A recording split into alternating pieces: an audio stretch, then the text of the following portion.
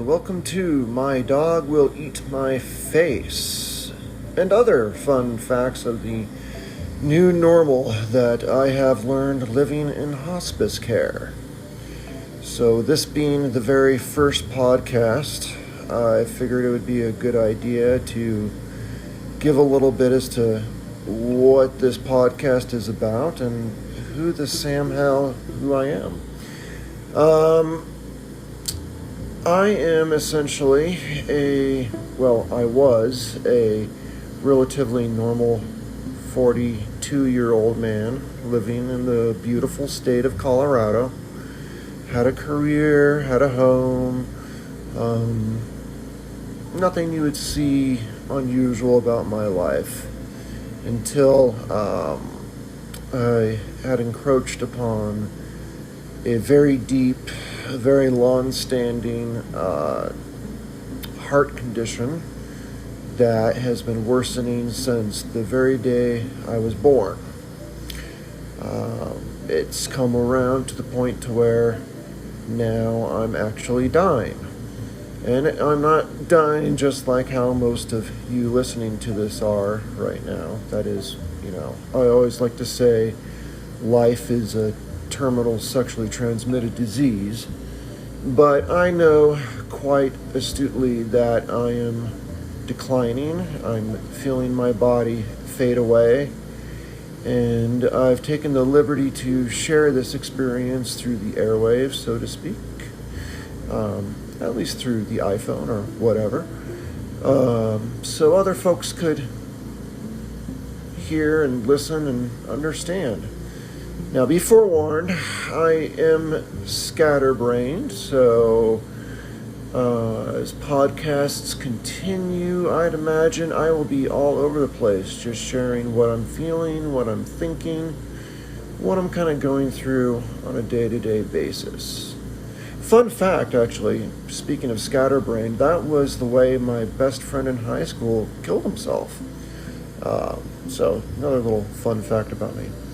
And by the way, as you can probably already tell, I do have a slightly crass humor, and if that offends you or blows smoke up your skirt or something like that, I really don't care because it's coming probably from a personal experience and a personal trauma around which I am trying to cope, and my way of doing so is through humor, and exaggeration. So that's just my way of coping. So there's a nice fun fact for you too, right off the bat. So as I've started this podcast, I've already been in hospice now for, believe it or not, 2 years. It's been a long journey, a pretty lousy one. I am at home. It is a home hospice service that comes to me, which is nice. But through this process of being at home on hospice, I've become tied to basically an oxygen machine, oxygen condenser, I think is what they're called, compressor, condenser, compactor, whatever, Corvette, no. Tied to an oxygen compressor, I really don't know what they're called, but oxygen machine, there's the word.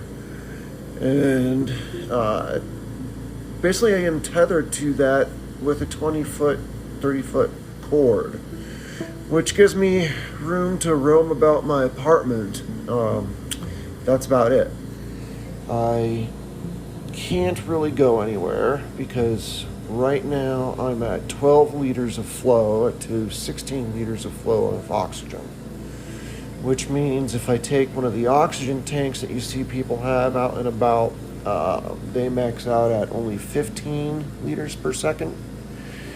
And if I max one of those tanks out, it only lasts for about 23 minutes. So that means, except for 20 minutes at a time, I'm confined to my apartment, which is lovely. So that's one of the first things I've come to endure, living this way. I've also essentially lost my career, my professional standing in those 2 years, as I've not been working and unable to work. That's a whole other fun story to get into, is how that went down. It always is with everyone, isn't it? But no, before this I had a long-standing 20-year plus career in the legal world, actually. And I loved it. I enjoyed it very much, and now that's gone. Another new reality that I'm facing is that I can't go out. As I already said, I can't do my favorite things. I can't go to restaurants. I can't go fly on a plane. These are some of the most favorite things I would love to do. I've always been kind of a foodie, love to travel. I've traveled the world already, would love to see more of it, but I just can't. So, there's some pretty big changes in my life as this process has moved forward just in the last 2 years, and continues to do so.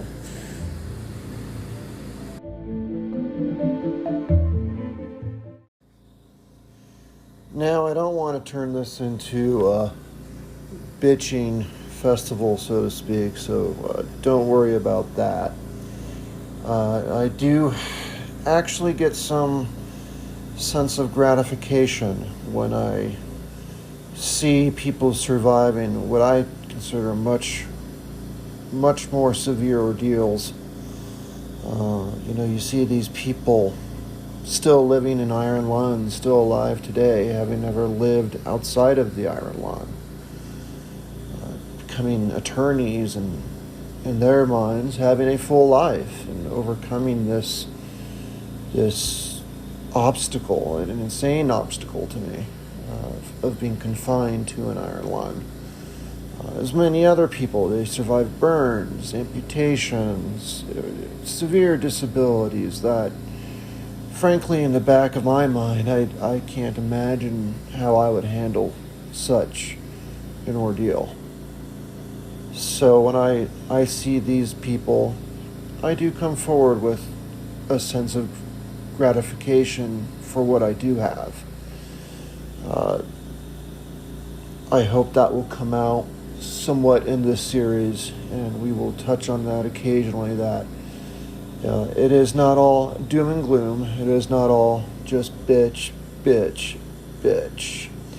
But I do have to add, I lose my mind when I see people that are crying or losing their marbles over the most simple of medical issues. I actually do watch this show called The Pimple Popper. I'm sure some of you out there have seen it. It's a very gross show, but I don't mind it. It's entertaining to me. But the other night I was watching one of those episodes of this show it's on A&E, and it's basically a doctor. If you don't know it, it's basically a doctor that pops pimples all day. No, it's not that simple. She cuts out lymphomas. She cuts out growths and other skin conditions that people are suffering through. Some of them are really severe. Some of them are really debilitating, and she flatly changes people's lives in this show. So I'm not belittling it whatsoever. But in some cases, she's just popping pimples or removing growths. So that's all there is to it. But there was one episode where this girl was crying and sobbing and just out of control with hysteria over the fact that she in her life has never been to a serious doctor's appointment. She's never been in a surgery. She's never even experienced a needle. And the list goes on. And so she is sitting there sobbing and crying to have this little lump removed from her body because she had never been in surgery before. Now she goes into surgery for this, but it's just local anesthesia. You're not completely out, so there's no reason to really be afraid. And she's never even dealt with the needle. I don't know how she's gone her whole life that way. I guess she doesn't get vaccinated for anything. That's scary. But I couldn't help but just laugh my ass off at this girl who is crying in hysterics over that I could see were some of the dumbest things I could possibly imagine. So we have the whole gamut of people out there. I'll watch, these sometimes children surviving these terrible burns or accidents and moving forward. And I think to myself, my God, I would never survive that. I would give up 8 o'clock day one. And then we have the people like the girl I was just discussing who I find repugnant. People who have never lived any bit of life whatsoever, never had a medical issue, never broken a bone, never had any problem.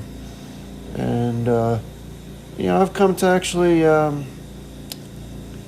a resentment of folks like that, probably because my whole life was plagued with health issues and heart issues, to be specific. So, anyway, I don't want this to be just a session where I complain about what it's like to go through hospice and to decline. Obviously, that is going to be a topic, but I don't want it to be the focus, so to speak, because that's, in my mind, not what the focus should be of anyone's life at any time. Now, I think it's important to understand someone's foundations as a person in order to understand where their perspective is coming from and to understand why I might have some perspectives and opinions that I do and why I might take things a certain way or not another. And I think some of those foundations need to be addressed, so to speak, on probably the first podcast here, at least at a high level, so you can get an idea of where I'm coming from a little bit more. A great example of this is just when I first started on the road to hospice, so to speak. I remember I was in the hospital. I was in the hospital for another heart issue, which happened quite often, heart and lung issues in particular. And it was rather repetitive in my life. It was nothing terribly unusual. And I was sitting there quietly, rather content, just watching the telly, thinking I'll be discharged rather soon. And really didn't have a care at that moment. I'd probably go home, then be able to return to work, and everything would go back to normal again. But then my cardiologist came into the room, who I love. He's probably saved my life at least 2 times, mind you. So he and I, we go way back. He's done a lot of interventions on my heart that have saved me for sure. And we have a good rapport, I would say. But he came in and he asked the nurse, who just happened to also be in the room, to please leave so he could have some privacy with me. Now, I don't know if any of you have been in the circumstance to where your doctor walks in a room with you and asks for privacy from not just anyone, but other caregivers in the room. It's usually not a good sign. What you're about to hear is not going to be happy news, to put it lightly. And so, of course, I braced for impact, and he said at that point that he gives me about 3 to 4 years to live. Because what had happened in this last trip to the hospital, my right heart ventricle actually completely failed for a period of time. And it had gotten to a point to where there's nothing more they could do, no more interventions, no more procedures, no more medications, no more options of any sort that could be done to mitigate this problem of mine and to save my life any further. So I was basically told in one sitting I've got about 3 to 4 years to live, and they're going to move me to hospice care. I said very stoically back to my doctor, so I guess it's time to make final preparations. And he nodded and said yes. And I said, okay. He left. We didn't really say anything else more than that. He didn't have to. I sat there just quietly alone, completely alone in my hospital room. I didn't cry. I didn't call anyone. I didn't go berserk. I didn't react, which was interesting. And I think that it comes from one of my foundations of a fierce independence. All my life, I've been fiercely independent. I've done things on my own. And I think that was very harshly tested just when I first heard that news from my cardiologist on.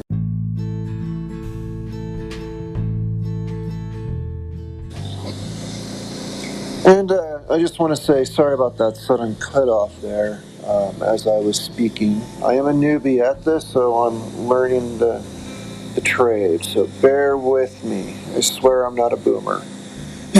But moving on. Yeah, I think these foundations are important. I think another high-level foundation for me is the fact that I am an atheist. I'm not going to talk about that much. I think that argument and that conversation has been had to death. I think that atheism has handedly won the argument. I certainly loved the Four Horsemen, as they called them, as they banged on the door of organized religion back in the day. You know, the Four Horsemen being Christopher Hitchens, who's my most favorite author in the universe. I could read and reread him to my heart's content. Well, obviously, just reread now, since he's dead. He's not publishing much these days. He's not responding to any of my emails either. It's a shame. But, you still have Dawkins, and then you have Harris, who just melts down your brain and then slowly rebuilds it brick by brick when he just blabs for a few minutes. Man, that guy's just a mind bomb. And then you have, I think, that fourth one, Dennett. I think that's his name. Dilbert? No, it's Dennett, I think. He looks like Dilbert, though. He's the short, bearded one, which is not gonna help too much when trying to identify an atheist. Anyway, they were fun and all, but I think I've had this feeling for a very long time, since I was a kid, I would say.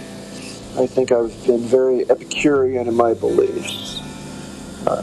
I will remind you of Epicurus' great quote, which really sold me down this path of, is he, God, willing to prevent evil but not able?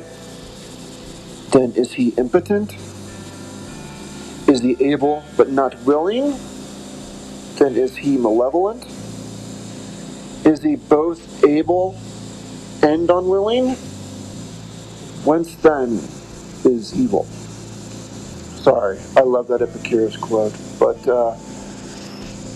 I've had that as my foundation for a long time, and I'm not going to get too much into it, like I said, but the sad part of it, the difficulty of this, of being an atheist as you're in hospice and dying, it's not any fear of death, I'm not afraid of hell. Like, maybe I'm wrong. I have no such stupid thoughts in the back of my head. I don't really have any fear of what my afterlife will be like, because my guess is it'll be just like it was before my life. The old saying of what did the War of 1812 meant to me before I was born is probably going to be what the afterlife will be for me. I won't know I'm dead, so I don't care about that. The problem is the lack of human compassion, support, and emotional understanding when you're going through these things. Because, let's be honest, I'm still a teeny minority in the population. And the vast majority of people fall back on something that I frankly think is absolutely ridiculous. And so if they try to comfort me or try to support me, it's hard for them, because that's what works and worked for them. And for me, it sounds like a Python episode. So it's hard to find that support and that emotional connection with people that can't seem to offer solace in a paradigm where there is no God and no afterlife. And that's sad. It is out there, but it's rare. And it's difficult to find for sure. And it's difficult to be dying and to be sort of exiled, so to speak, emotionally, because of just that one feature. So that's another foundation of me that I think is going to come out as I describe things and how I feel more down the line. So I think it's an important thing to highlight. And finally, I think the third, perhaps not final, foundation that I think is really broad in my life and has really put me in a certain direction is the fact that this whole thing, this whole transition to this new life of hospice care was very abrupt to me. Certainly it was a heart condition that I was born with, and from that perspective it was a long time coming, and I did know about it. But I successfully lived a pretty solid life ignoring it, so to speak. I was in a career. I had a home. I had a very active life. I traveled the world, as I said earlier. And to have all that torn away from me was very harsh and brutish. Not to sound too Hobbesian about it, but it was very harsh. And now being tethered basically to oxygen in my apartment, it's extremely difficult to pass the time and to find things that, I still love and I still enjoy. It is certainly a difficult thing.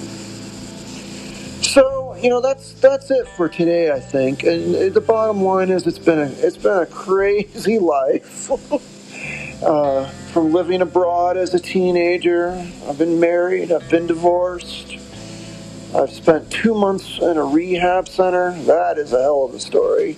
That was all like jail. Can't wait to share that one. And I found true love and joy and many things. So, hopefully I'll continue to have some joy in some things, at least, as I stare into this abyss and march unyieldingly into it with no way to stop it. It was Darwin who said, "It is not the strongest of the species that survives, but the one most adaptable to change." So perhaps this change will just be something else I will have to survive through. And I'm inviting you to come with me on that journey. I don't know where it will go. It could go bonkers. Who knows? A lot of things could happen. And I just say, come with me. Enjoy it. Let's see how wackadoodle I can get. I'm pretty sure I can get pretty bad. And we will be sharing this experience together. That is between you and I. And welcome. I'll talk to you later. Bye-bye.